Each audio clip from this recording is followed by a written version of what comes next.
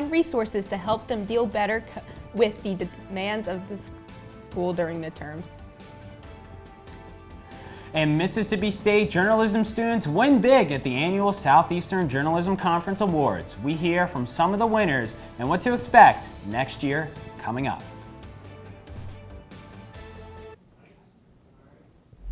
We begin today with breaking news. A Georgia man is in custody after high-speed chase leads to a crash in Columbus. Thank you for joining us this evening for Take 30 News. I'm Megan Gordon.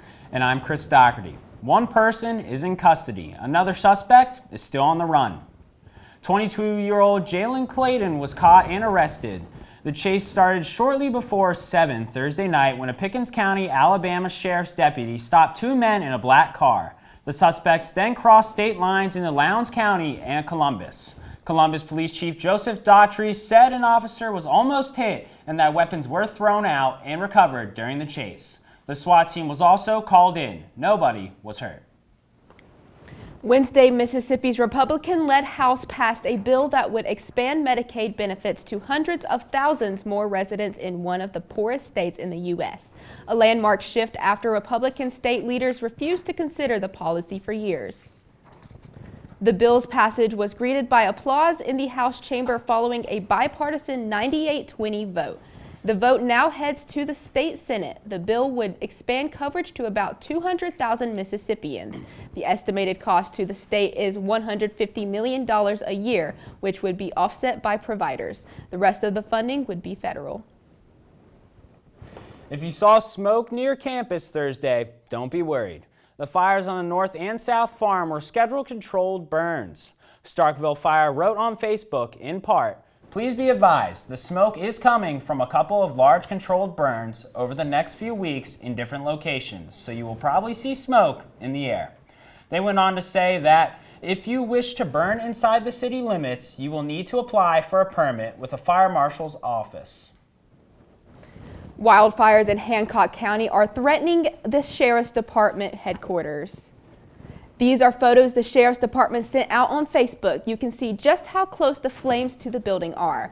The sheriff says the fire began a week ago, but Wednesday it began to threaten the headquarters. All authorities are currently unsure of what caused the fire. The weather has gone from warm to cold to wet here this week, and today we hear from Tori Alvarado and what's to come. Yeah, so we did have a lot of heavy rain and thunderstorms move through our area this morning, but thankfully they are clearing out, leaving us with some lingering clouds. And tomorrow we will continue to see those clouds clear out to make for a sunny day. And right now we are still feeling those cooler temperatures as well. Temperatures around the 50-degree mark to the upper 40s across northeast Mississippi.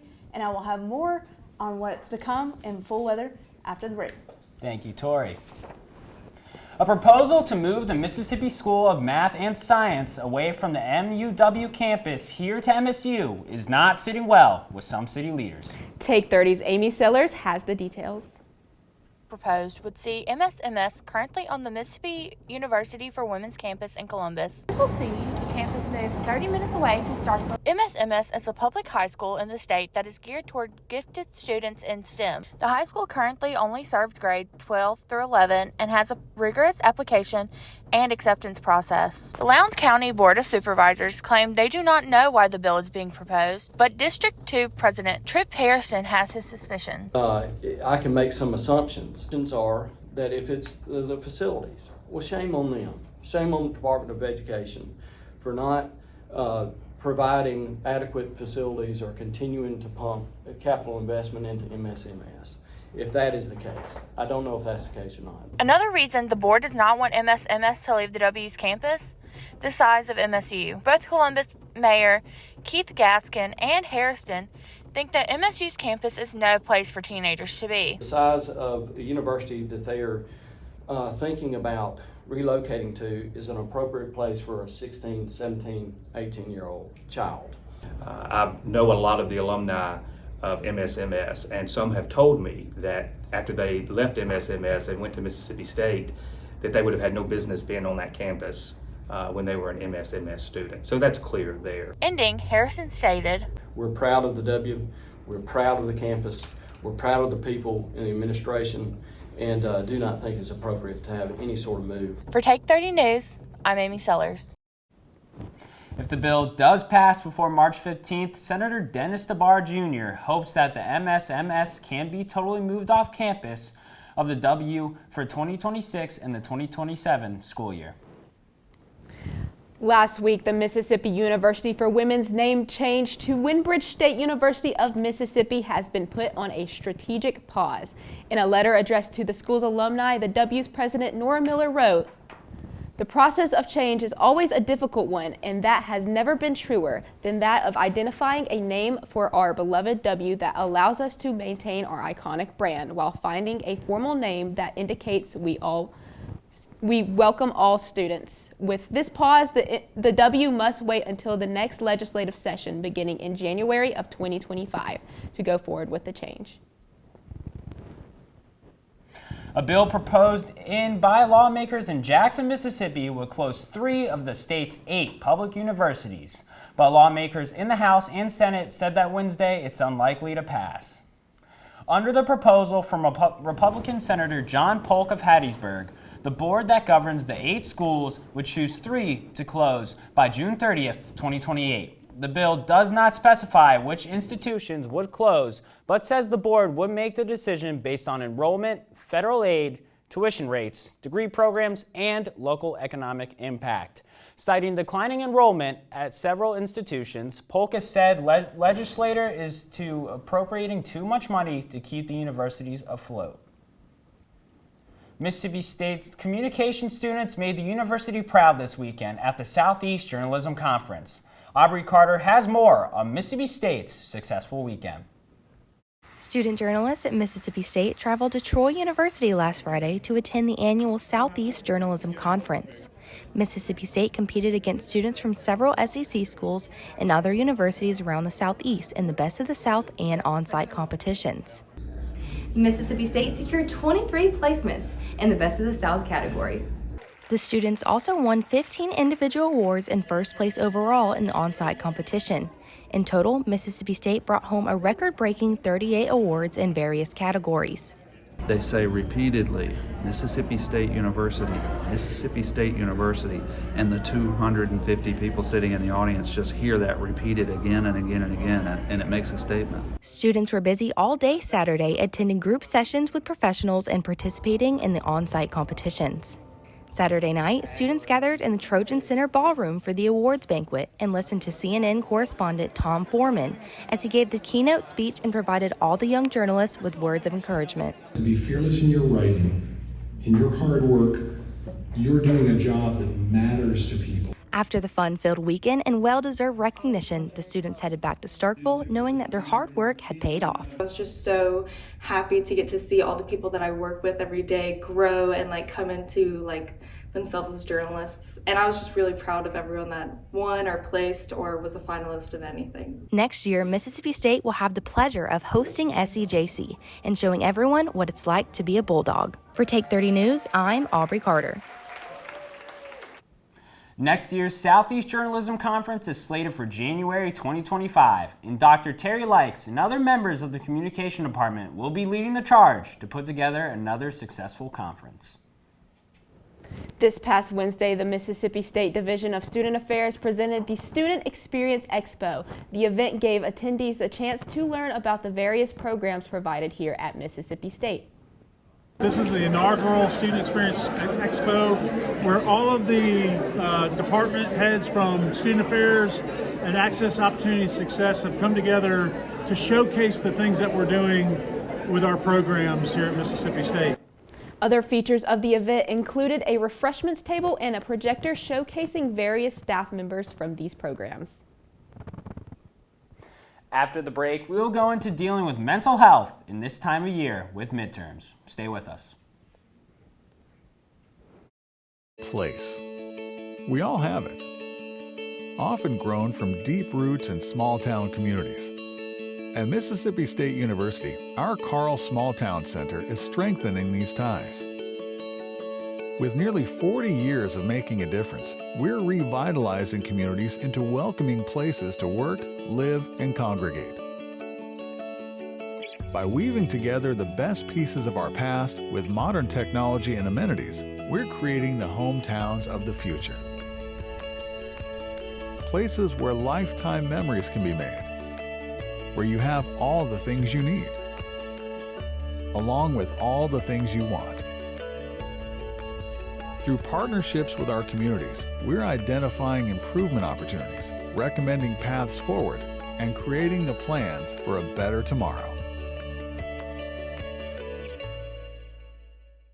Welcome back. Emmy-nominated Fox Sports broadcaster Erin Andrews will be this year's key speaker in MSU's Global Lecture Series. Hosted by the Student Association as a nod to Women's History Month, the event will allow for a Q&A session with Erin Andrews, allowing attendees to speak with her about her role in sports broadcast industry. The event is free for all. Doors to Bettersworth Auditorium in Lee Hall will open at 6 p.m. with it starting at 6:30. This week, students at MSU celebrated the university with cake and balloons. 146 years ago, on February 28, 1878, Mississippi Agricultural and Mechanical College was born. Now, the university is home to the Mississippi State Bulldogs. MSU and everything that makes the university what it is today was commemorated all week by the festivities hosted by the Student Association for True Maroon Week. This year, the Student Association organized a birthday card contest. Several organizations on campus were tasked with designing a larger-than-life birthday card with their birthday wishes to Mississippi State inside. I love it so much is just because it's like another fun event for students to come enjoy, but it's also a time we get to celebrate the university that we all love so much. Birthday celebration is a yearly tradition. It may have been warm this week, but the only thing that seems to be heating up at Mississippi State is midterm season. With tests just around the corner, Take 30's Callie Simonton spoke to students and professionals about handling stress. It's midterm season at Mississippi State University, which for students often means higher levels of academic stress. As every college student knows, sweatshirts like these, bags under the eyes, and a general tired demeanor generally means pulling an all-nighter the night before a test. But what does this lack of sleep mean for you and your mental health? MSU Health Promotion and Wellness says not getting enough sleep can be one of many factors contributing to higher levels of stress, and despite school pressure, taking care of basic needs will lower stress levels. So prioritizing the sleeping and eating at those key times in the semester, and also preparing yourself, right? Of like, okay, I know there's going to be a lot on my plate. What steps can I take? Some students seem to be implementing HPW suggestions into daily life, such as creating consistent and realistic plans. Kind of the best thing I do when I have a bunch of exams is on Sunday I sit down and I map out my week. So there's nothing that slips up or like comes up out of nowhere. HPW recognizes that some student stressors cannot be solved with self-care. Gavalski says she knows from personal experience of attending state 20 years ago that student stress can be overwhelming. Looking back, I know I could have benefited. I just didn't know enough about it. And there wasn't someone who was doing this work like I am now back then. And so I think that's important to the work I do, to make seeking help a sign of strength. For more information on mental health resources and tips, students are directed to the HPW website. For Take 30 News, I'm Callie Simonton. HPW says that with the launch of the Taylor's Health app last year, receiving help in a mental crisis has never been easier, especially during midterms and finals when on-campus counseling appointments fill up. For more information on mental health tips, visit their website. Starkville Stride is coming to town for the third year in a row. It's a walking challenge that started today and runs through April 14th. The challenge is sponsored by the Partnership to Promote Healthy Habits. Individuals can choose to compete themselves or in teams of up to 16. To sign up, go to the Starkville Stride event on the Partnership's website and fill out this year's registration form. There is a $10 entry fee. Through the course of the challenge, individuals can win door prizes donated by local Starkville businesses. The team with the most steps at the end of the challenge will also win a trophy. Coming up, Take 30's meteorologist Tori Alvarado will give us a look at what's next for the weekend weather after the break. As concern grows over the declining health of the world's oceans, Veterinary students at Mississippi State are learning how to rescue and rehabilitate vulnerable marine animals. Through a unique partnership between the College of Veterinary Medicine and the Institute of Marine Mammal Studies in Gulfport, Mississippi, students are experiencing the chance of a lifetime. Real-time research of this fragile ecosystem prepares students for a future in providing care for sick and stranded dolphins, turtles, sea lions, and other marine species. At the same time, MSU's advanced diagnostic technology is helping innovate for solutions while improving treatment and outcomes. Not only are the waters of the Gulf Coast opening new worlds of discovery for Mississippi State veterinary students, they are much safer now thanks to this game-changing partnership that's improving life for literally hundreds of aquatic animals.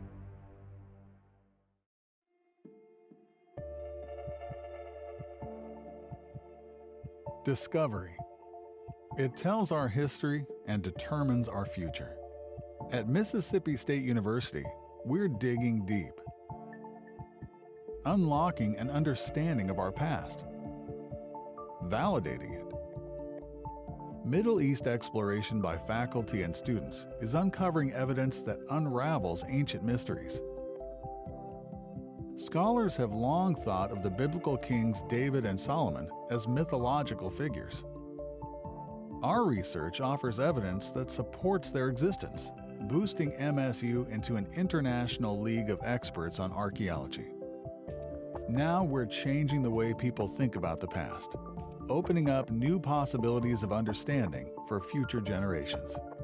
Digging deeper, learning more.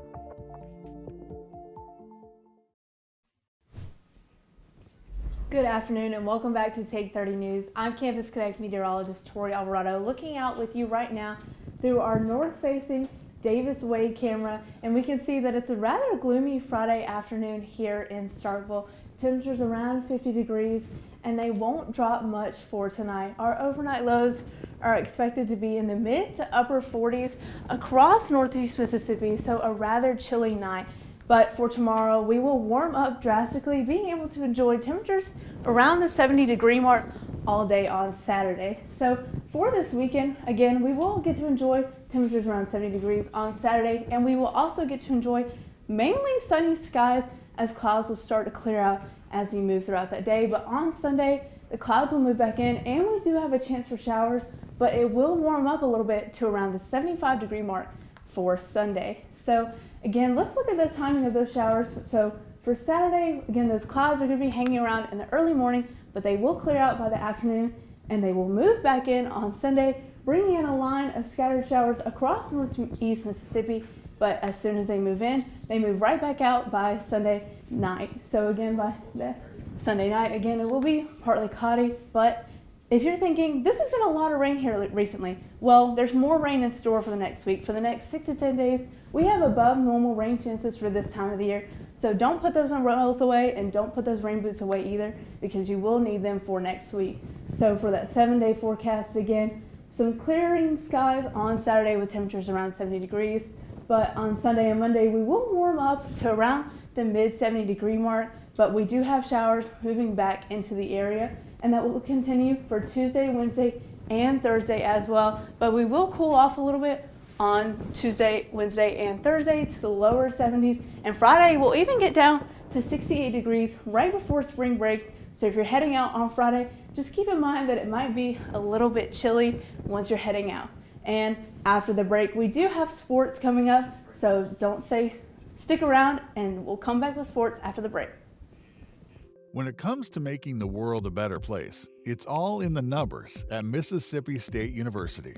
Our big data science researchers are creating astonishing new algorithms to model human behavior and consumer activity to identify anomalous purchasing patterns. Interpreting the data creates heat maps that can signal fraudulent activity and even predict likely cybercrime locations and perpetrators. And as the only academic institution to team with a state-level DHS agency in the study of transactional data of the Supplemental Nutrition Assistance Program, MSU is helping prevent misuse while ensuring that benefits are being used as intended.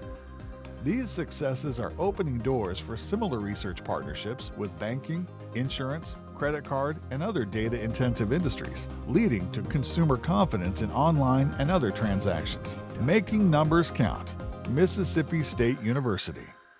At University, student-led teams are taking one of the country's biggest health issues to heart. Out to unravel one of science's unsolved mysteries, researchers in MSU's Department of Agriculture and Biological Engineering are asking why and when healthy cells in human arteries can begin changing into bone-like structures that hamper blood flow. This calcification contributes to strokes and heart attacks, two leading causes of death in Mississippi. As part of their groundbreaking research, students are designing a 3D model that allows them to understand how arteries act within the body and what changes them. By recreating what is happening at the cellular level, researchers are pursuing ways to stop and reverse the process of calcification. Testing treatments could lead to new solutions, helping reduce the number of people struggling with the effects of poor heart health, and ultimately saving lives. Mississippi State University, getting to the heart of better health for Mississippians. Welcome back to Take 30. I'm Elizabeth Keene with sports. Mississippi State's women's basketball team looked to stop a 4-game skid as it faced Auburn on Thursday night. Lauren Park Lane gets the scoring started for the Bulldogs with this quick floater. 4:38 second quarter. Jessica Carter with the tough layup and the foul. She'll head to the free throw line. Bulldogs still down by 12. 2 seconds until the half. Hello, Darion Rogers. She banks in a 3 at the buzzer. Less than 8 minutes to go in the third. Rogers with the steal. She finds Debrisha Poe for 3. Dogs trail by 10. Seconds later, Rogers wide open from deep, but that's as close as State can get. Final score, Auburn 77, Mississippi State 60. MSU will need to beat Missouri at home on Sunday to keep its postseason hopes alive.